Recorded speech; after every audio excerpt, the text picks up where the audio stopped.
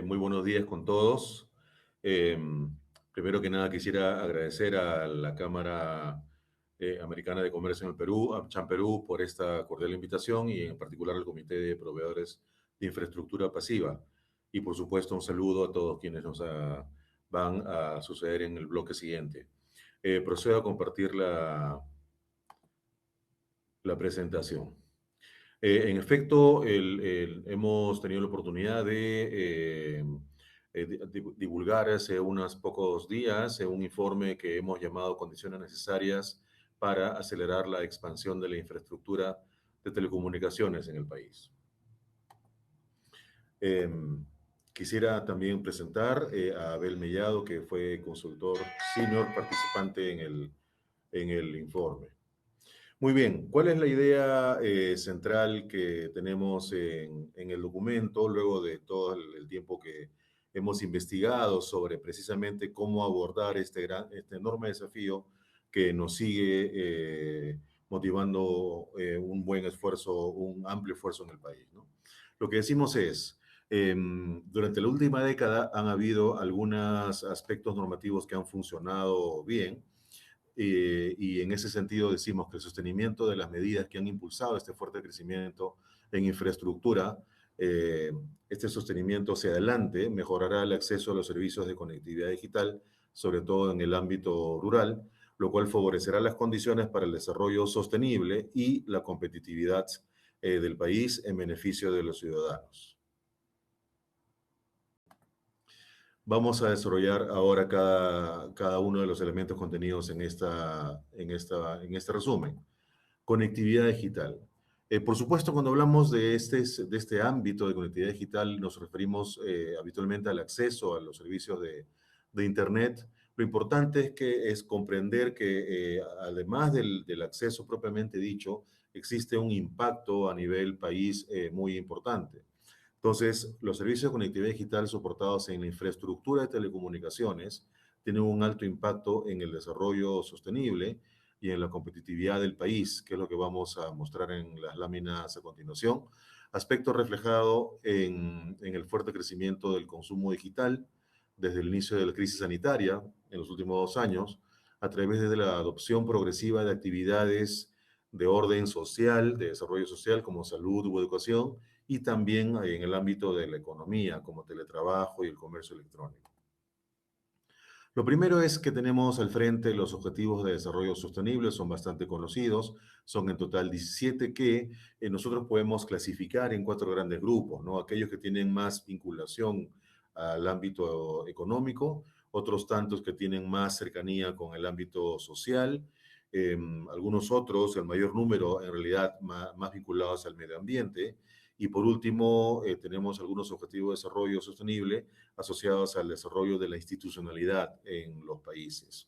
Entonces, desde cada uno de ellos encontramos que existe un impacto que puede ser obtenido a través del desarrollo de la economía digital, que es justamente lo que hace unos años un informe publicado por el Banco Interamericano de Desarrollo presentó, ¿no? Entonces, a nivel económico, por ejemplo, tenemos la generación de más oportunidades de empleo, sobre todo en el ámbito de las pymes, también en el ámbito de las empresas corporativas, por supuesto, con el aprovechamiento de las tecnologías, mayor productividad en empresas de todo tamaño, nuevos canales de comunicación con más clientes, más recursos para la innovación. De manera similar a lo que ocurre a nivel económico, en el resto de casos también pueden ustedes apreciar aquí cuáles son los impactos que la conectividad digital puede traer. A nivel de desarrollo social está muy claro que puede, sobre todo en el ámbito rural, acercar a las poblaciones a una serie de servicios como educación, salud, que por justamente la distancia geográfica muchas veces no es tan sencillo que sean accesibles. A nivel del medio ambiente, el monitoreo del uso eficiente de servicios básicos en los hogares, por ejemplo, y a nivel de la institucionalidad, un mayor reconocimiento de la multiculturalidad del país. Aquí están algunos ejemplos, como en la actividad agrícola puede aplicarse las tecnologías, la conectividad para mejorar la productividad. En la educación, un enorme desafío que tenemos en el país aún, servicios de gobierno digital. y también el aprovechamiento para el cuidado del medio ambiente, por ejemplo, en esta fotografía, en las zonas amazónicas de nuestro país. Entonces, está muy claro que la conectividad digital tiene un alto impacto en la sostenibilidad, en el desarrollo sostenible y en particular en el desarrollo territorial sostenible, que es un enorme desafío que enfrentamos en el país. La otra dimensión donde encontramos un impacto significativo de la conectividad es en la competitividad. Según el índice global de competitividad desarrollado por el Foro Económico Mundial, tenemos una cantidad de pilares, en total 12, en 4 grandes segmentos, de los cuales el primero de ellos, habilitadores, sostiene, tal como su nombre lo sugiere, a todo el resto, ¿no? Y son 4 grandes pilares. Uno es la institucionalidad, otro es el desarrollo de infraestructura, por ejemplo, infraestructura logística para conectar al país con el resto del mundo. Luego tenemos la estabilidad macroeconómica y contamos también con la adopción digital. La adopción digital es reconocida como un pilar, como un habilitador de la competitividad del país. Y en ese sentido, lo que tenemos infortunadamente para el año 2019, que fue el último año disponible según las estadísticas que provee el Foro Económico Mundial, una situación en la cual, por lo menos para ese momento, Perú era el cuarto país más competitivo en Sudamérica, pero al mismo tiempo el país con menor índice de adopción digital en la región. Y esto, si bien es cierto, en los últimos 2 años podríamos como país haber mejorado, es de seguro que la pandemia ha motivado que todos los países continúen esta evolución, de manera que no descartamos que a la fecha, con las mejoras que a continuación vamos a mostrar, todavía existan enormes desafíos por atender. Justamente, ¿qué es lo que ha ocurrido, por ejemplo, a nivel de número de usuarios de Internet en el país? Según estadísticas que provee el Instituto Nacional de Estadística e Informática, al cierre del año pasado tenemos en el país 23 millones de usuarios de Internet. La población en Perú es 33 millones, pero para efectos de las estadísticas de usuarios de Internet, es excluida la población de 0 a 6 años de edad, de 0 a 5 años de edad, de manera tal que el universo total de potenciales usuarios de Internet en el país es 30 millones, de los cuales 23 millones lo usan actualmente, 76%. Hay 7 millones de peruanos que aún no usan Internet. Un salto significativo, pero aún un margen de crecimiento importante por atender. Tenemos también las estadísticas principales para los servicios ya de Internet móvil e Internet fijo. Aquí ustedes pueden ver, por ejemplo, que en Internet móvil en los últimos 5 años hemos pasado de 71% a 83% en la penetración de este servicio, y en el Internet fijo hemos pasado del 31 al 34%, es decir, aún bastante por debajo del indicador comparable en Internet móvil, mucho por crecer. Lo interesante lo encontramos a la derecha, donde en el caso de móviles, el consumo de datos por usuario, que hace 5 años era apenas 1 giga, que es la unidad de medida que conocemos todos, al año pasado ha cerrado en 9 gigas. Ha crecido entonces en un orden de 7 a 8 veces en los últimos 5 años. ¿Cuánto es el consumo por cada línea con conexión de Internet móvil? Mientras que en el caso de Internet fijo, es cierto que la penetración está a un nivel bastante bajo, 34%, pero al mismo tiempo vemos que las velocidades promedio han crecido de manera significativa. Hace 5 años el grueso de planes tarifarios se encontraban por debajo de los 10 megas. Actualmente el grueso de ellos está por encima de, según las estadísticas oficiales de OCIPTEL, 16 megas, pero sabemos que con otros cálculos que es posible estimar, se encuentra por encima de los 50 megas el promedio para este servicio. Entonces, tenemos un registro de un crecimiento importante en el consumo. Y exactamente este crecimiento en el consumo, ¿de qué forma se manifiesta? ¿A qué tipo de aplicaciones se ha destinado? Tenemos los siguientes casos, ¿no? Acá también existe un informe distinto, publicado también por el Banco Interamericano de Desarrollo, donde muestra esta vinculación entre la conectividad digital y su aprovechamiento para el teletrabajo, por ejemplo, para sostener empleo que no requiere demasiado la presencialidad, o para generar nuevas fuentes de empleo a través de la innovación, ¿no? Comercio electrónico, por supuesto, porque permite sostener el contacto con los clientes, acercarse a nuevos segmentos de clientes, desarrollar nuevos productos para el mercado. La educación a distancia, sin duda, un aspecto que en el país hemos conocido bastante, o también la salud, ¿no? A través de la atención de ciertos tratamientos de forma virtual. Entonces, en buena cuenta, tenemos que la conectividad digital tiene un alto impacto en el desarrollo sostenible y en la competitividad, que son objetivos nacionales, objetivos país y, por supuesto, eh, objetivos que también tienen nuestros países vecinos. Dicho esto, vamos a ver cómo se comporta la infraestructura, que es imprescindible para que este desarrollo de la conectividad digital sea posible.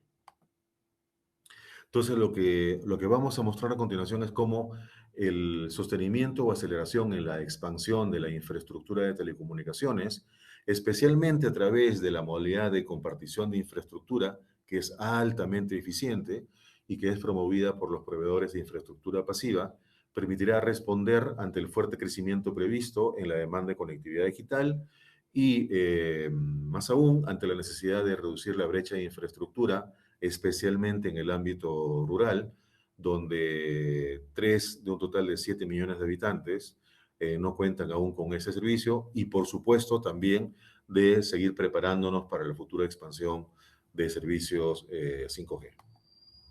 Entonces, esto es una primera ilustración que intenta reflejar cómo funcionan las redes. Cuando hablamos de infraestructura, ¿de qué estamos hablando, no? Vemos aquí el caso de la red fija y la red móvil, donde cada uno tiene un usuario distinto. En el caso de la red fija suele ser un hogar, una vivienda. En el caso de red móvil es un servicio de carácter personal. El dispositivo, por supuesto, también suele ser diferente. En el caso de la red móvil es el dispositivo móvil. En el caso de la red fija suele ser una computadora de escritorio, una computadora personal, y luego pues, viene en el caso de la red móvil la infraestructura inalámbrica que está compuesta por el sitio que aloja a la torre y la torre que aloja a los componentes electrónicos que conforman la red, ¿no? Entonces, esa es la forma en que funcionan las redes y bueno, de ahí hacia adelante ya tienen un comportamiento similar, pero es importante subrayar dónde está la esencia de donde empieza la conectividad propiamente dicha, luego el dispositivo que está conformado por la infraestructura a la cual solemos referirnos. Más específicamente, nosotros podemos distinguir en el caso de las redes móviles, cómo coexisten el componente de infraestructura activa y pasiva, ¿no? Donde la distinción entre ambas es cuáles tienen esos componentes electrónicos que permiten que la conectividad llegue de un punto al otro, de un extremo al otro, ¿no? Entonces acá tenemos los diferentes elementos, donde la torre propiamente dicha es parte de la infraestructura pasiva, y así cada uno de los elementos. Y lo que ocurre es que, según estadísticas recientes,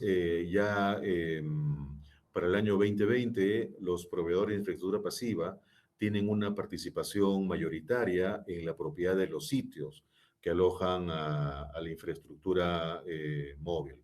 Esto es a nivel de América Latina, estamos seguros que a nivel de cada país, en particular el Perú, esto también está ocurriendo de esta manera como parte de una tendencia en que los operadores móviles están más orientados conforme el servicio que crece cada vez más y también conforme la competencia se intensifica, están más orientados a fortalecer la relación con sus clientes, mucho más que en la gestión de infraestructuras. Y ese es un espacio que es cubierto de manera bastante eficiente por los proveedores de infraestructura pasiva. Y en ese sentido, ¿por qué la compartición de infraestructura pasiva acarrea muchos beneficios? Acá podemos encontrar algunos cuantos. Por ejemplo, la eficiencia, eficiencia en cuanto a costos, porque ya se requiere un menor volumen de sitios, luego mejor en el ornato, por la misma razón. También en la medida en que las inversiones son más eficientes, permiten que exista una asignación de recursos para la expansión de cobertura en el país, promueven la competencia porque permiten el crecimiento de las redes de forma neutra entre operadores, también los precios en la medida en que los costos son menores y por supuesto el mayor acceso en centros poblados debido a la expansión de cobertura que mencionamos hace un momento.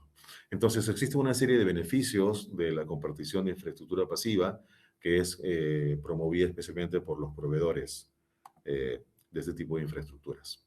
Entonces, según estimaciones de OCIPTEL, ¿qué es lo que va a ocurrir hacia adelante? Hace un momento mostramos la evolución reciente en los indicadores de Internet móvil, Internet fijo y uso de Internet, pero hacia adelante, ¿qué es lo que va a ocurrir? Lo que tenemos es un estudio reciente de OCIPTEL en que con una previsión de que para el año 2025 las conexiones de Internet móvil en el país van a seguir creciendo de manera significativa, van a llegar a 33 millones de conexiones de Internet móvil y que además el tráfico de datos de Internet móvil, que el año pasado estaba en 9, el año 2020 estuvo en 7, la previsión es que llegue hasta 27 gigas por usuario por mes. Entonces, en virtud de este crecimiento previsto, según estimaciones oficiales de Internet, el número de estaciones base en el país deberá duplicarse en los próximos 5 años. Del nivel de 29.000 estaciones base que tuvimos el año 2020, deberá crecer a 61.000, según estas estimaciones. Y tengamos en cuenta que, según una estimación previa desarrollada años atrás por el mismo CIPTEL, preveía que para el año 20, esto fue desarrollado en el año 2014, preveía que para el 2020 iba a hacer falta 17.000 estaciones base y el 2025 22.000. De manera que no descartamos que conforme el tiempo siga pasando, la realidad nos siga sorprendiendo y la necesidad de estaciones base en el país para el año 2025 sea incluso superior a esta previsión de 61.000, que ya de por sí implica una duplicación en este indicador. Y además tenemos que existe todavía un número significativo de la población y de los centros poblados en el país que no cuentan con infraestructura. A nivel de la población tenemos 3 millones de peruanos que residen en centros poblados sin infraestructura y esos centros poblados suman en total 58.000. De manera que el desafío es enorme y es ahí donde reside uno de los esfuerzos importantes que como país debemos desarrollar para elevar los indicadores mostrados hace un rato y también para responder ante esta tendencia en el crecimiento del consumo y la tenencia de los servicios. En ese sentido, tenemos que 6 departamentos en el país concentran 3,5 millones de habitantes en el ámbito rural, ¿no? Y en particular destaca el departamento de Cajamarca, donde cerca de 1 millón de habitantes residen en el ámbito rural, y los otros departamentos con una presencia significativa en este sentido son Puno, Cusco, Huánuco, Junín y Ancash, donde tendría que enfocarse este esfuerzo de expansión de la cobertura y expansión de la infraestructura en el ámbito rural.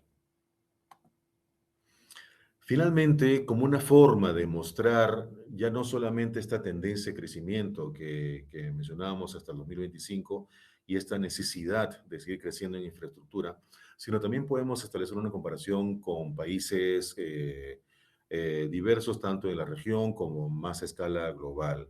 Y lo que tenemos es un par de indicadores que suelen ser utilizados para este tipo de comparaciones. Y lo que tenemos es, por ejemplo, en ese sentido, la penetración de estaciones base, medidas como número de estaciones base 4G, en este caso, que es la tecnología predominante actualmente, por cada millón de habitantes. Y nos encontramos que respecto a los países que lideran el desarrollo del Internet móvil en América Latina, nos encontramos a la saga. Y algo similar ocurre, e incluso de manera más grave, cuando ya medimos no el número de estaciones base respecto a la población, sino respecto al área del país, que es un aspecto importante porque es de lo que se trata cuando aspiramos a alcanzar el mayor número de centros poblados. Ahí tenemos que países como Costa Rica, como México, como Chile, se encuentran en 38, 80 o más de 100 estaciones base por cada 1.000 kilómetros cuadrados, mientras que en el país nos encontramos por debajo de 30. Entonces, esto es una forma de reflejar la necesidad de que como país sostengamos los esfuerzos para expandir la infraestructura. Y por supuesto, si la comparación la llevamos más lejos a nivel de la OCDE, en este caso, vemos la brecha ya no solamente de Perú respecto de América Latina, sino incluso de América Latina o específicamente de los países que forman parte de la Alianza del Pacífico con la OCDE. Vemos que las diferencias son ampliamente significativas, ¿no? De manera tal que el margen de crecimiento es muy amplio. Si ya vimos en la lámina previa que Perú respecto a los países vecinos se encuentra varios pasos atrás, a su vez como región nos encontramos también un número importante de pasos atrás respecto a los estándares globales. De manera que esta necesidad de expansión de infraestructura es ampliamente significativa. Y además tenemos como un último indicador que refleja esta brecha, eh, un análisis realizado por el Banco Interamericano de Desarrollo también, que trata de cuantificar en términos de inversión a cuánto asciende esta brecha de infraestructura, que en el corto plazo, es decir, para acercarnos a los países vecinos, está en el orden de los 8.000 millones de dólares, y en el largo plazo, a 5 años, perdón, a 20 años se encuentra en el orden de 5 veces más.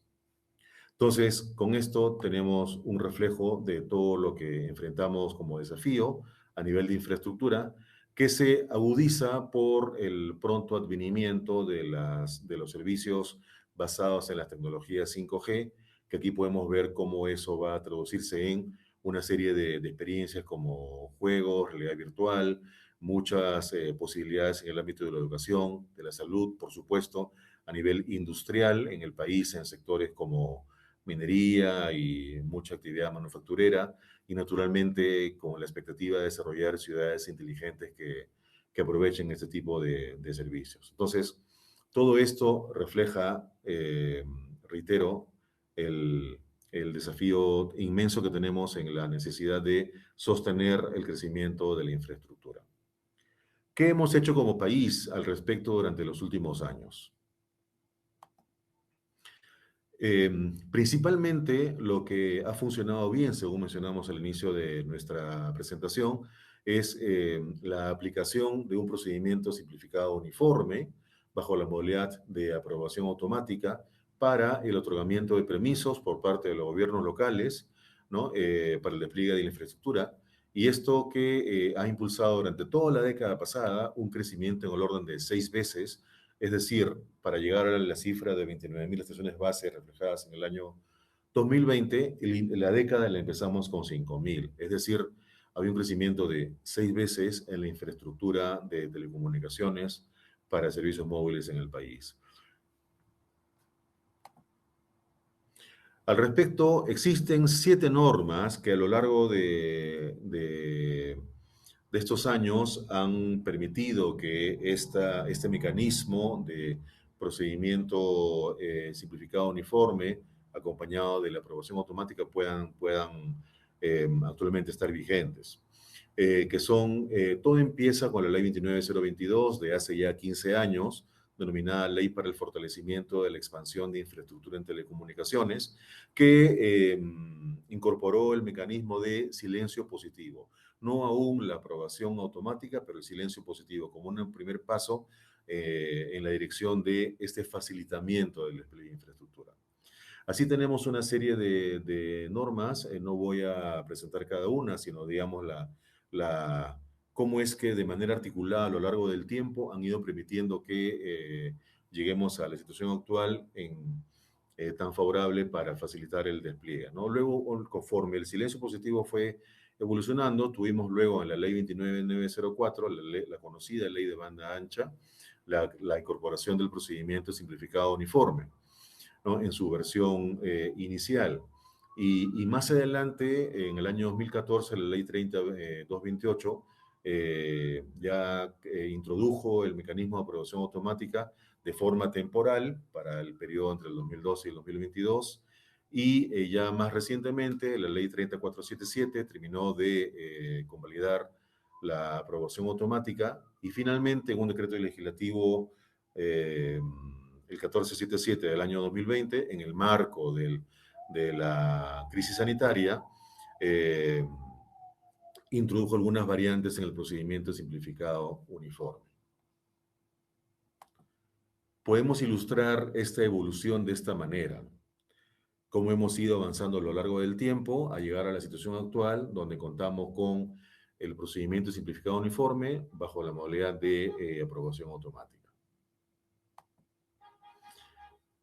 Aquí tenemos una forma alternativa de mostrarlo, donde llegamos a un punto en que el procedimiento simplificado uniforme, según la disposición del decreto legislativo 1477, debiera concluir con el estado de emergencia y la modalidad de aprobación automática habría de concluir en mayo de este año, ¿no? Según la disposición del año 2012.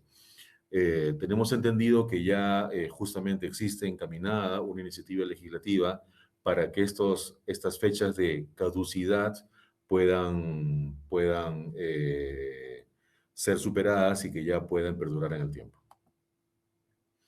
Aquí están algunos detalles sobre el procedimiento simplificado uniforme, exactamente qué significa. Lo importante en este caso de comentar es que al plantearse una modalidad de uniforme, esto facilita que las municipalidades de diversos puntos del país puedan requerir justamente un listado uniforme de informaciones, requisitos a quienes van a desplegar la infraestructura para que procedan, para que obtengan el permiso.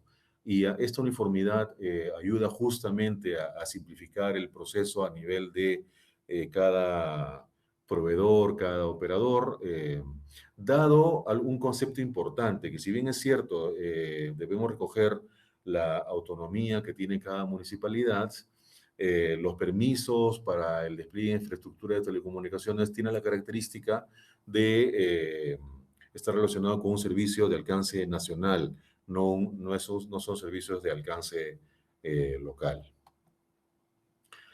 ¿Qué impacto ha tenido esta normativa de infraestructura?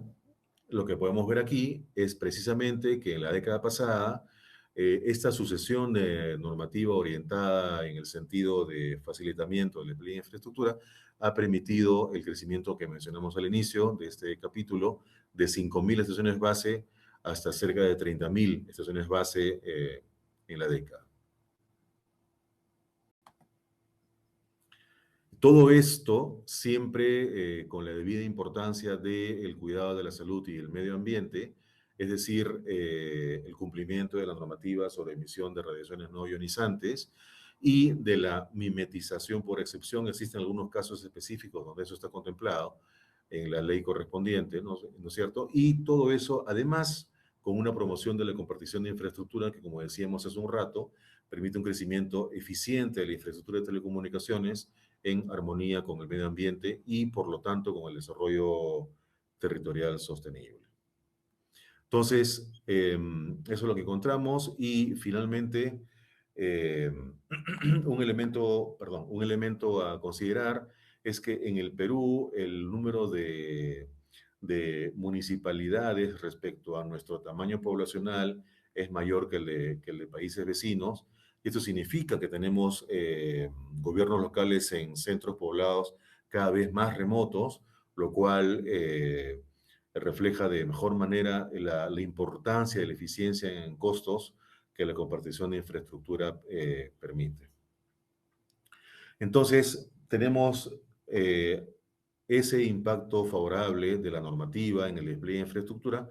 Por lo tanto, hacia adelante, ¿qué es lo que podemos contemplar? Lo que decimos es que la continuidad en la aplicación de este procedimiento simplificado uniforme bajo la modalidad de aprobación automática para el otorgamiento de los permisos municipales permitirá sostener la expansión necesaria para responder ante el crecimiento previsto que mencionamos hace un rato también en la demanda de servicios digitales y que tienen un alto impacto en la calidad de vida de los ciudadanos y con el debido cuidado de la salud pública y del medio ambiente.